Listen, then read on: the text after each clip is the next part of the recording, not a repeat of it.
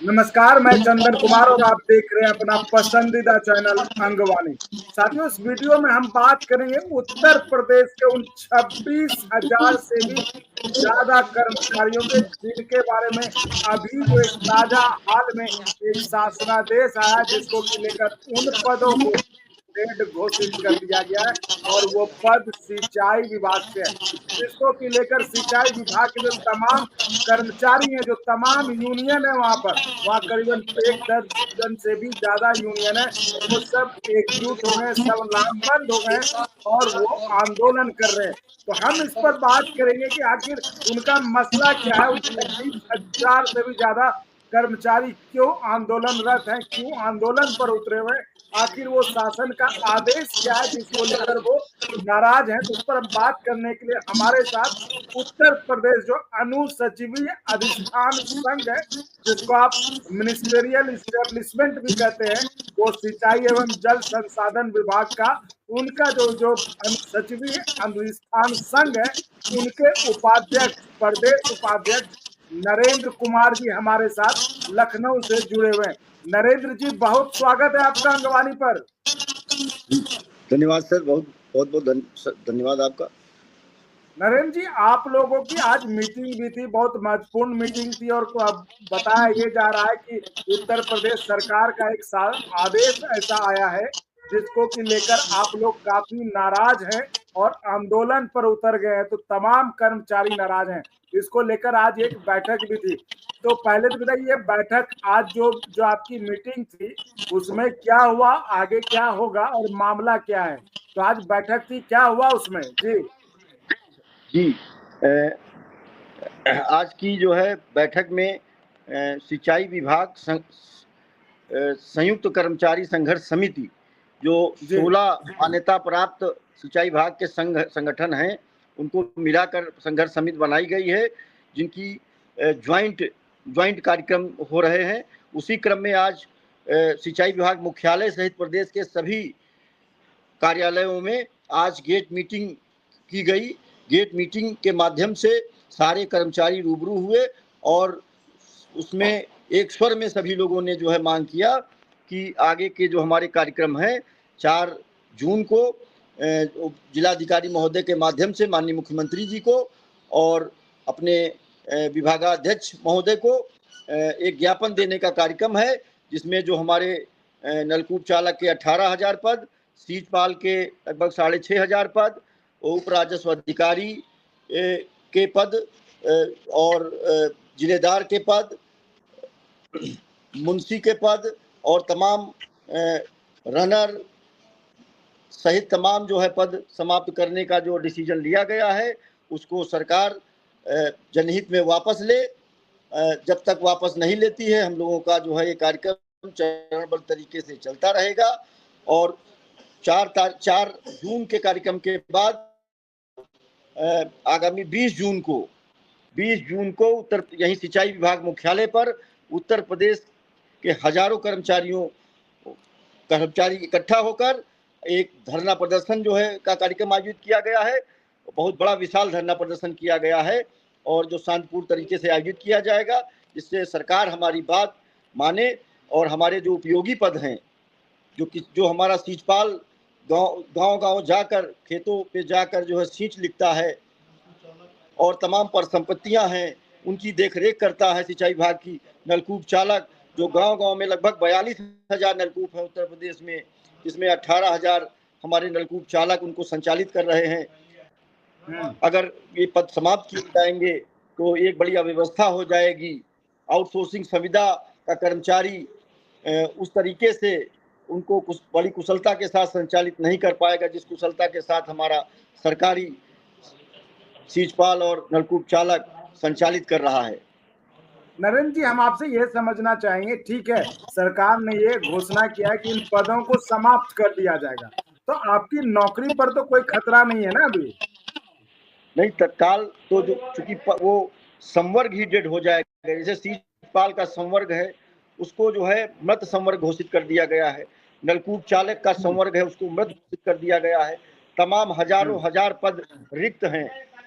और जैसे माननीय मुख्यमंत्री जी समय समय पर घोषणा कर रहे हैं कि विभागों में जो रिक्त पद हैं उनको त्वरित जो है उनका रिक्तियों की सूचना मंगाकर तो तत्काल उनके ऊपर जो है भर्ती की कार्रवाई की जाए। तो हम लोगों की मांग है कि जो रिक्त पद हैं उनको तत्काल जो है उन पर भर्ती की जाए। एक एक सीजपाल को चार जो है सर्किलों का चार्ज दिया गया है। एक एक नलकूप चालक 2-2 3-3 गांवों के नलकूप चालकों को नलकूपों को संचालित कर रहा है। इससे उनको बड़ी कठिनाइयों का सामना करना पड़ रहा है और बड़ी ईमानदारी और मेहनत से काम कर रहा है। इसलिए नए जो पद रिक्त हैं उन पर नए भर्तियां की जाएं, ये हमारी मांग है।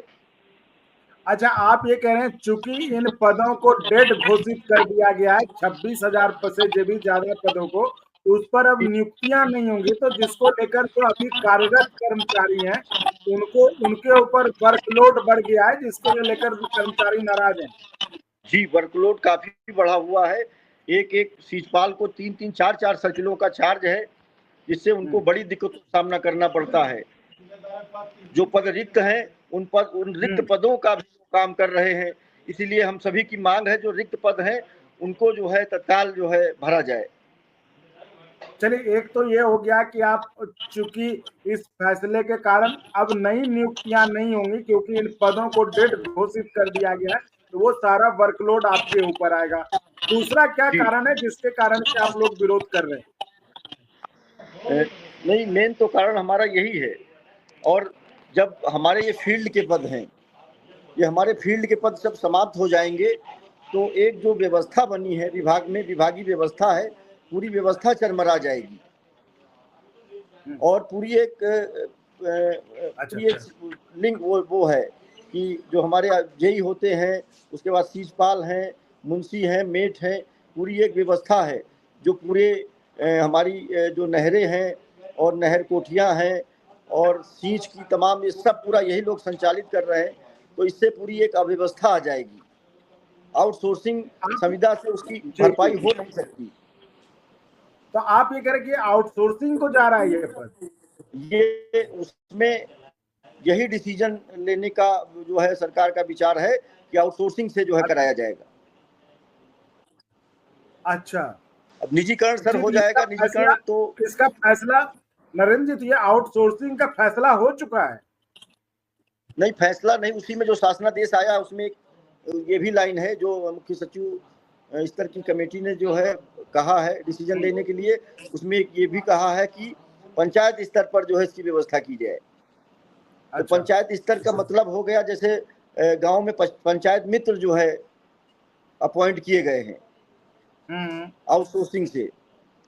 पंचायत मित्र उसका कोई बहुत अच्छा परिणाम नहीं आया है।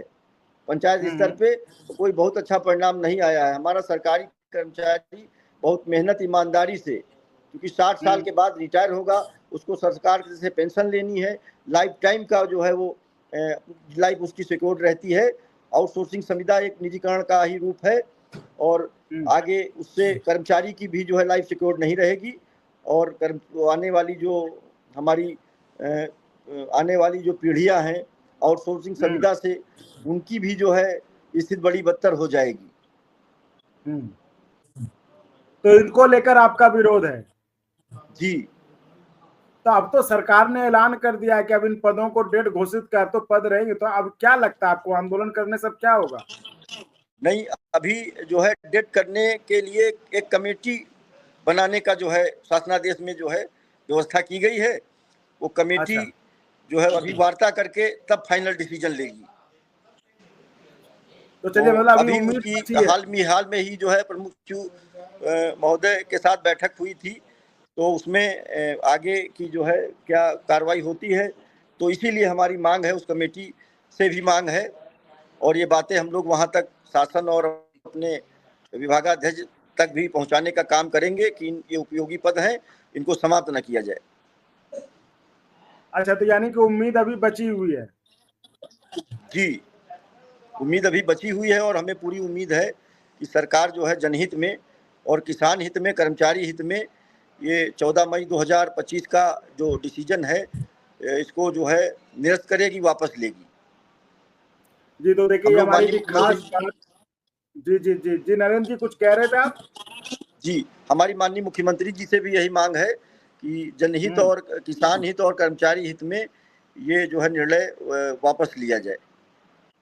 जी, तो चलिए, उम्मीद अभी बाकी है। और ये जैसा कि बता रहे थे, उत्तर प्रदेश अनुसचिवीय अधिष्ठान संघ, यानी जिसको मिनिस्ट्रियल इस्टेब्लिशमेंट कहते हैं, तो वो जो उसका एसोसिएशन है सिंचाई एवं जल संसाधन विभाग के कर्मचारियों का, उसके प्रदेश उपाध्यक्ष नरेंद्र कुमार जी जो कि बता रहे थे कि उत्तर प्रदेश शासन के एक आदेश से, पिछले 14 मई के आदेश से पूरा हड़कंप मचा हुआ और 26,000 से ज्यादा कर्मचारी इसको लेकर परेशान है। और उन्होंने एक संयुक्त मोर्चा बना लिया है और सरकार को के गुहार लगा रहे हैं कि इस फैसले को वापस लिया जाए। सरकार ने से एक कमेटी बनाई है जो कि इस पर रिपोर्ट देगी कि इन पदों को खत्म कर दिया जाए। उस पर उनको इन्होंने गुहार लगाई है कि हमारी बात सुनी जाए।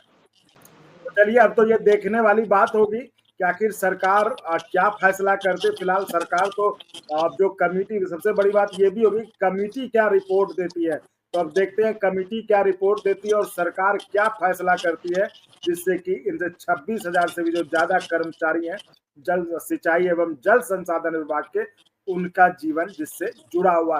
तो फिलहाल इस वीडियो में इतना ही। आगे जैसे भी इस मामले में जो भी अपडेट होता है तो हम फिर जुड़ेंगे चर्चा में और आपको अपडेट करेंगे कि इसमें क्या हुआ। तो फिलहाल आप ऐसे ही चैनल को लाइक शेयर सब्सक्राइब करते रहें और संभव हो तो ज्वाइन भी करिएगा, जिससे हमें आपके लिए और गुणवत्तापूर्ण कंटेंट के निर्माण में मदद मिले। बहुत बहुत धन्यवाद नरेंद्र जी। जी, बहुत बहुत धन्यवाद आपका हमारी आवाज उठाने के लिए। और अगर आपको अच्छा लगा तो एक बार और आपको मैं कहना चाहूँगा कि आप इसको प्लीज सब्सक्राइब और शेयर करते रहें ताकि हमारा भी मनोबल और सपोर्ट बना रहे।